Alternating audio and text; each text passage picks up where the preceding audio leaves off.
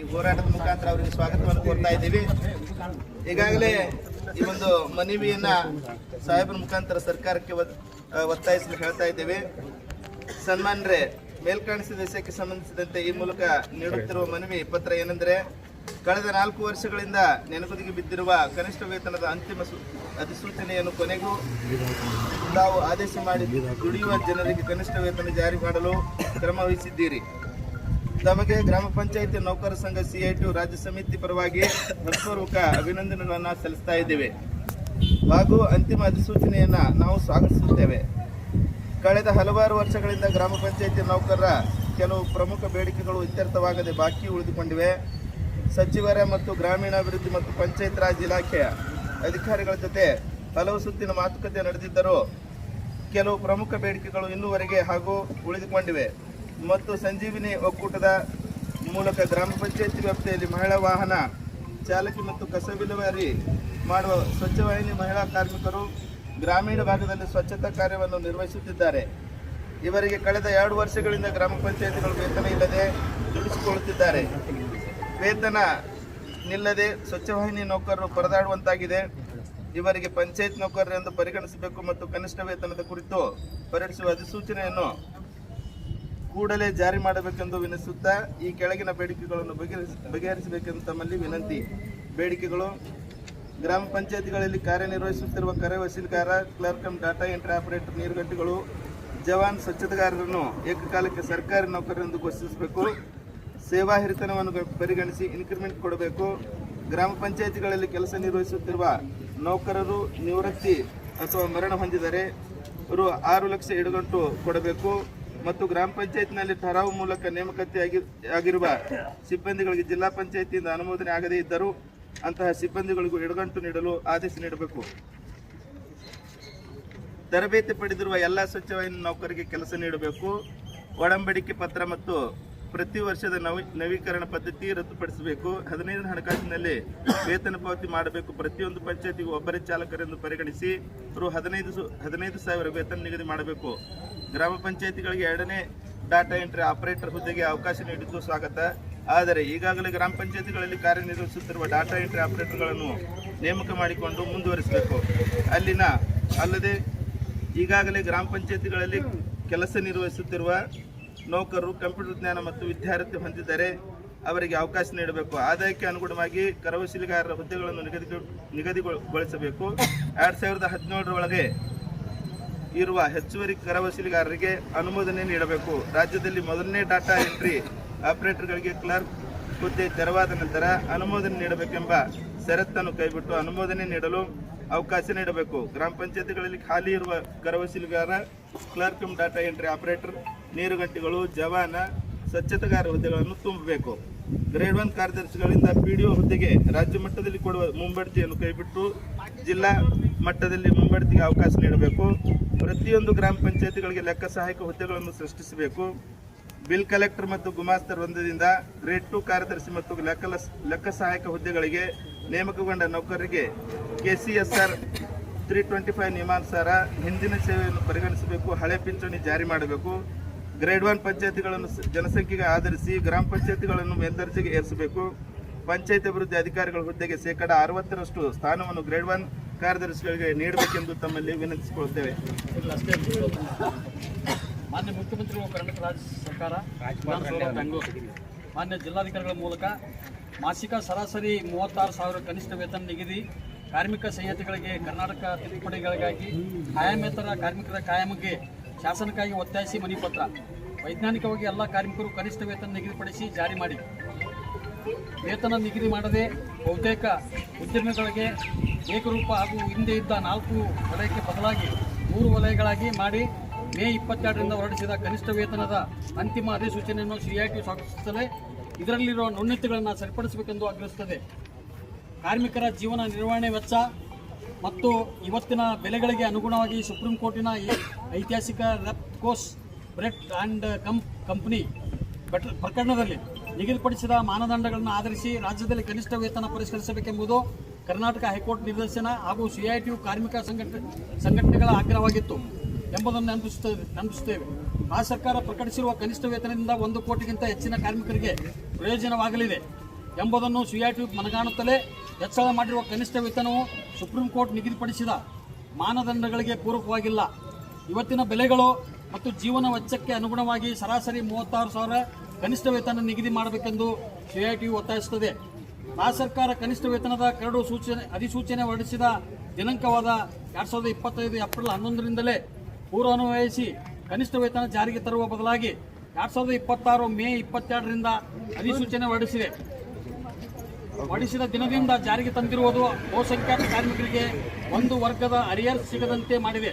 ಹಾಗಾಗಿ ಕನಿಷ್ಠ ವೇತನವನ್ನು ಏಪ್ರಿಲ್ 25ರಿಂದಲೇ ಜಾರಿ ಬರುವಂತೆ ತಿದ್ದುಪಡಿ ಮಾಡಿ ಅಧಿಸೂಚನೆ ಹೊರಡಿಸಬೇಕೆಂದು ಸಿಐಟಿ ಒತ್ತಾಯಿಸುತ್ತದೆ. ಈ ಅಧಿಸೂಚನೆಯಿಂದ ಗಾರ್ಮೆಂಟ್ಸ್, ಪ್ಲಾಂಟೇಶನ್, ಬೀಡಿ, ಅಗರಬತ್ತಿ, ಕೈಮಗ್ಗ ಸೇರಿ 19 ವಿಭಾಗದ ಉದ್ಯಮಗಳನ್ನು ಹೊರಗಿಟ್ಟಿರುವ ರಾಜ್ಯ ಸರ್ಕಾರದ ಕ್ರಮದಿಂದ ಬಹುಸಂಖ್ಯಾತ ಮಹಿಳಾ ಕಾರ್ಮಿಕರು ಕನಿಷ್ಠ ವೇತನ ಹೆಚ್ಚಳದಿಂದ ವಂಚಿತರಾಗಲಿದ್ದಾರೆ.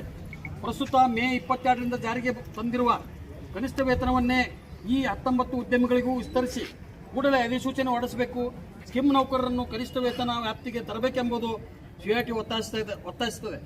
ಪ್ರಸ್ತುತ ಪ್ರಕಟಿತ ಕನಿಷ್ಠ ವೇತನದಿಂದ ಕಾರ್ಮಿಕರಿಗೆ ಸ್ವಲ್ಪ ಪ್ರಮಾಣದಲ್ಲಿ ವೇತನ ಹೆಚ್ಚಳವಾಗುವುದರಿಂದ ಮಾಲೀಕರ ಯಾವುದೇ ಒತ್ತಡಕ್ಕೆ ಮಣಿಯದೆ ಈ ಪರಿಷ್ಕೃತ ಕನಿಷ್ಠ ವೇತನದ ಆದೇಶವನ್ನು ರಾಜ್ಯ ಸರ್ಕಾರ ಕಟ್ಟುನಿಟ್ಟಾಗಿ ಅನುಷ್ಠಾನಕ್ಕೆ ತರಬೇಕೆಂದು ಸಿಐಟಿ ಒತ್ತಾಯಿಸುತ್ತದೆ.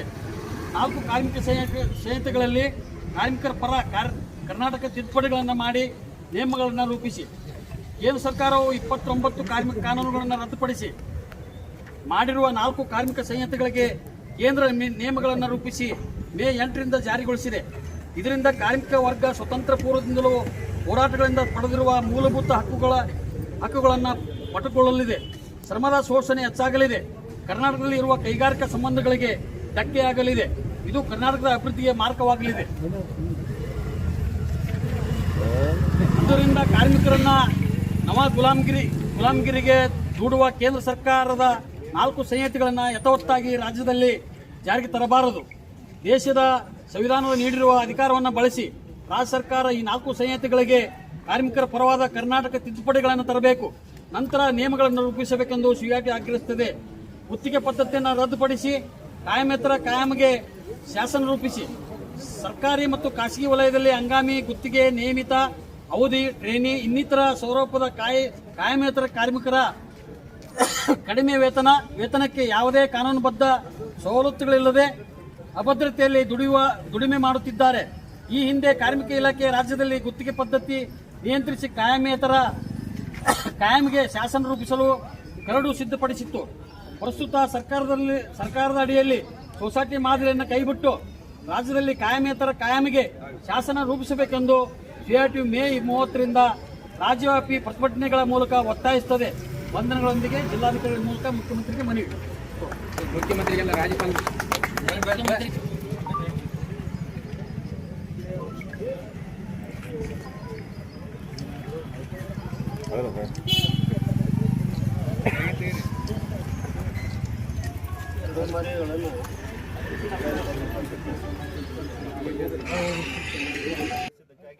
ಕರ್ನಾಟಕ ರಾಜ್ಯ ಗ್ರಾಮ ಪಂಚಾಯತ್ ನೌಕರ ಸಂಘದ ವತಿಯಿಂದ ಹಾಗೂ ಸಿಐಟಿ ಜಿಲ್ಲಾ ಸಮಿತಿ ವತಿಯಿಂದ ಮಾನ್ಯರಿಗೆ ಈ ಹೋರಾಟದ ಮೂಲಕ ಧನ್ಯವಾದಗಳನ್ನು ಸಲ್ಲಿಸ್ತಾ ಇದ್ದೀನಿ. ಗ್ರಾಮ ಪಂಚಾಯತ್ ನೌಕರರಿಗೆ ಅನುಮೋದನೆ ಇಲ್ಲ ಅಂತಕ್ಕಂಥ ಕಾರಣಕ್ಕಾಗಿ ಕನಿಷ್ಠ ವೇತನ ಆಗಲಿ, ಆಮೇಲೆ ಏನಪ್ಪ ಅಂತಂದ್ರೆ ಈಡುಗಂಟಾಗಲಿ, ಆಮೇಲೆ ಮರಣೋಪರ ಅಂತ ಏನಪ್ಪ ಅಂತಂದ್ರೆ ಮರಣೋಪರ ಅಂತ ನಮ್ಗೇನು ಸಿಗಬೇಕಾದಂಥ ಮೊತ್ತ ಅಲ್ಲಿ ಅದು ಸಿಗ್ತಾ ಇಲ್ಲ. ಆ ಕಾರಣಕ್ಕಾಗಿ ಅನುಮೋದನೆ ಆದರೂ ಸಹಿತ ಅನುಮೋದನೆ ಆಗಲಿಲ್ಲ ಸಹಿತನೂ ಈ ಒಂದು ಏನು ನಮ್ಗೆ ಸೌಲಭ್ಯ ಸಿಗಬೇಕಾಗಿದೆ ಅದನ್ನು ಸಿಗಬೇಕಂತ ನಾವು ಮಾನ್ಯ ಮುಖ್ಯಮಂತ್ರಿಗಳಿಗೆ ಈ ಮೂಲಕ ಮನವಿಯನ್ನು ಮಾಡ್ಕೊಳ್ತೀವಿ. ಆಮೇಲೆ ನಮ್ಮಲ್ಲಿ ಇರ್ತಕ್ಕಂಥ ಕೆಲವೊಂದು ಅಡೆತಡೆಗಳದಾವು. ನಮಗೇನಪ್ಪ ಅಂತಂದ್ರೆ ಈಗಾಗಲೇ ರಾಜ್ಯ ಸರ್ಕಾರದವರು ಕ್ಲರ್ಕ್ ಕಮ್ ಡಾಟಾ ಎಂಟ್ರಿ ಮತ್ತು ಕರು ಸಲಗಾರರಿಗೆ ಮಾಡಿರ್ತಕ್ಕಂಥ ಬಡ್ತಿಯನ್ನು ಹೋದ ವರ್ಷ ರಾಜ್ಯ ಮಟ್ಟಕ್ಕೆ ಮಾಡಿದ್ದಾರೆ. ಅದರಿಂದ ನಮ್ಗೆ ಕೆಲವೊಂದು ಜಿಲ್ಲೆಗಳಲ್ಲಿ ಅನ್ಯಾಯ ಆಗಿರ್ತದೆ. ಅದರಿಂದ ಬಿಜಾಪುರಕ್ಕೂ ಅತಿವಾಗಿರ್ತಕ್ಕಂಥ ಅನ್ಯಾಯ ಆಗಿದೆ.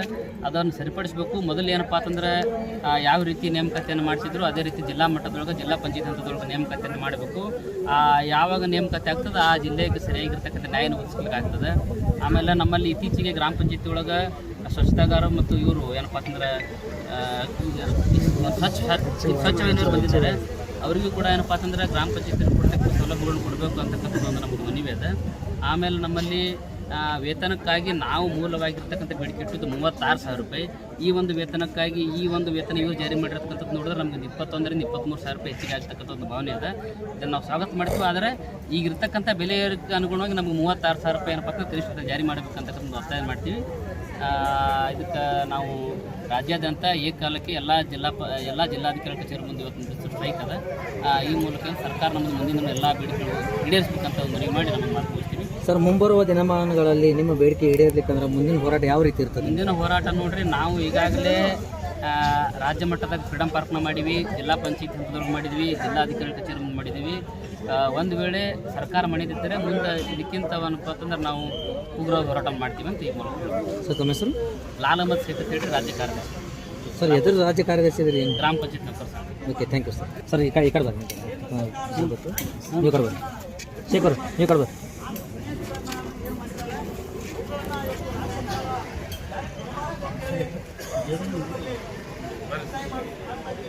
Sir, okay.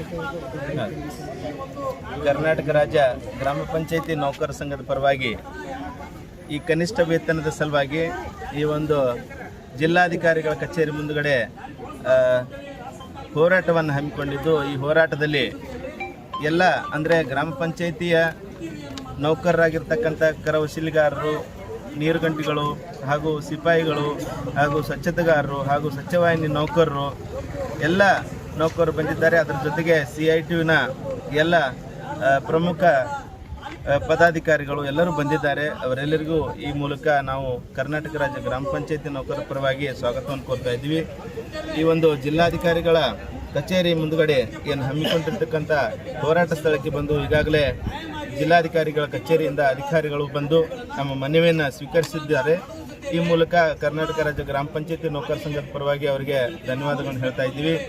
ಆ ಒಂದು ಮನವಿಯನ್ನು ನಮ್ಮ ಮೂಲಕ ಏನು ತೆಗೆದುಕೊಂಡಿದ್ದೀರಲ್ಲ, ಆ ಮನವಿಯನ್ನು ನೇರವಾಗಿ ಮಾನ್ಯ ಮುಖ್ಯಮಂತ್ರಿಗಳ ಕಚೇರಿಗೆ ತಮ್ಮ ಮುಖಾಂತರ ನಮ್ಮ ಪತ್ರವನ್ನು ಸಲ್ಲಿಸಬೇಕಂತ ಹೇಳ್ತಾ ನನ್ನ ಮಾತನ್ನು ಮುಗಿಸ್ತಾ ಇದ್ದೀನಿ. ನನ್ನ ಹೆಸರು ಚಂದ್ರಶೇಖರ್ ವಾಲಿಕಾರ್ ಅಂತ, ಕರ್ನಾಟಕ ರಾಜ್ಯ ಗ್ರಾಮ ಪಂಚಾಯತ್ ನೌಕರರ ಜಿಲ್ಲಾ ಸಮಿತಿಯ ಮುಖಂಡರು. Thank you sir. ಧನ್ಯವಾದ.